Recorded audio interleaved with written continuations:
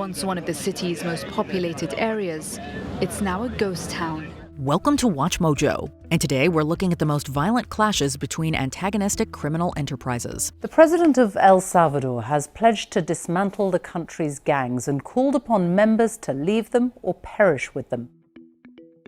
The Colombo Crime Family Wars. For the first time, one of New York's 5 families would be led by an American-born mafioso, Joseph Colombo. It would be a jockeying for power that defined instability within the Colombo crime family. 3 separate internal conflicts erupted after the sect once known as the Profaci crime family shifted to leadership under one Joseph Colombo. You gotta remember, this guy whacked out a lot of other mafia guys. That was his job, and the Colombo family was murder for hire. The latter was shot and left paralyzed in 1971, leading to the rise of Carmine Persico as family head, taking over for the hospitalized Colombo. Finally, the 1990s ushered in yet another chaotic upheaval, as acting boss Victor Arena attempted to capitalize upon Persico's imprisoned status. The end results lasted 2 years and totaled 12 corpses, yet it would be Persico that would remain boss, running the family until his death in 2019.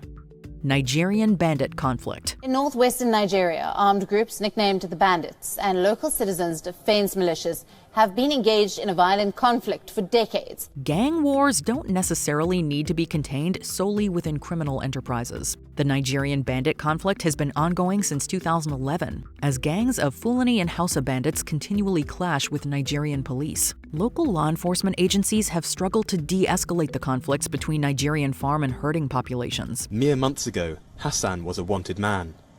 For 8 years, he led a force of over 1,000 so-called bandits, camping out and planning raids from the region's dense forests. Meanwhile, environmental concerns have hampered both industries to the point where armed militias and bandits have engaged in bloody battles with vigilante groups as well as armed forces. Gunmen rampage through Anka and Bukuyum districts, murdering dozens of people and dealt a heavy blow to authorities struggling to restore order. Over 12,000 people have been killed in nearly 15 years of instability, while 450,000 people have been displaced from their homes.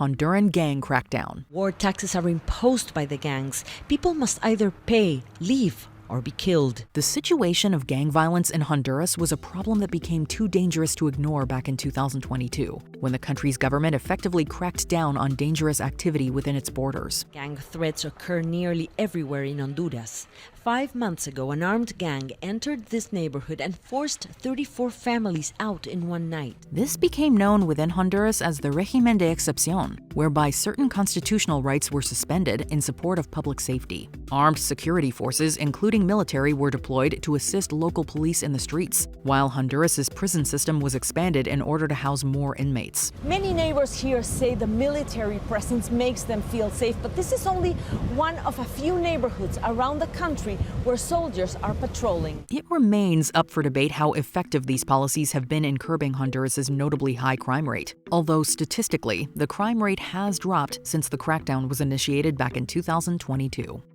Patriarcha takeovers. Organized crime in the Northeast United States doesn't only reside within New York City. New England also possesses an infamous history, including the Patriarcha crime family of Providence, Rhode Island. Organized crime began to grow in many cities, particularly here in Providence, because we had a large immigrant population. Raymond L.S. Patriarcha was a powerful and feared man within the criminal underworld who kept Providence a stronghold against out-of-state crime influences. Worked his way up. First doing so-called low-level kinds of crime, but eventually became the crime boss of New England. That said, the 1960s saw Patriarcha shed a lot of blood from local challenges to his power. He had one guy who was a henchman by the name of Joe Barboza, who was responsible for carrying out 19 hits and murdering people that were ordered by Raymond Patriarcha. His son, Raymond Jr., however, was unable to live up to his father's legacy. The latter was eventually forced out of his position, resulting in yet more bloodshed for the heir apparent to the Patriarcha throne. I never felt that his heart and soul were really into becoming the crime boss, but because of heritage, he in fact became that crime boss. State police, in the meantime, have referred to the family's current state as, quote, a shell of itself. The Irish Gang War. A force of evil who created a reign of terror, ruling the Boston underworld and orchestrating countless cold-blooded killings. We've all been to parties that got a little out of hand, but none of them probably escalated to the point of gang warfare. The impetus of the Irish gang wars arose from a drunken dispute over Labor Day weekend in 1961, but it wound up costing many New England mobsters their lives over the next 6 years. One of those associated with this initial incident was the actor Alex Rocco, who appeared in The Godfather, among many other high-profile productions. Yeah, let's talk business, mate. First of all, you're all done. The Coyote family don't even have that kind of muscle anymore. The main conflict between Charlestown's McLaughlin gang and Somerville's infamous Winter Hill gang ultimately resulted in over 60 mob associates in the New England area placed 6 feet underground. The Crips-Bloods Gang War. If we're born into it, you can't dodge, run away, and get out of this. This is what it is. 911, what's your emergency? The conflict between these LA-founded gangs has been going on in one form or another since the early 1970s. The Crips are slightly older, having been established in 1969 via an alliance between leaders Raymond Washington and Stanley Tookie Williams, while the Bloods formed largely in response to violent Crip activity during this era. Truces have come and gone over the years, with some factions of both Crips and Bloods uniting against local police crackdown against their illegal activities. These have included everything from robbery and sex work to murder, while the number of dead was estimated in 2014 to be around 20,000. If you had 15,000 people killing each other in any other country, there would be diplomats, there would be mediators, it would go to the UN. The war against gangs. The president of El Salvador has pledged to dismantle the country's gangs and called upon members to leave them or perish with them. The case of 2022's crackdown against Salvadoran gang violence is similar to the situation in Honduras, specifically with its régimen de excepción.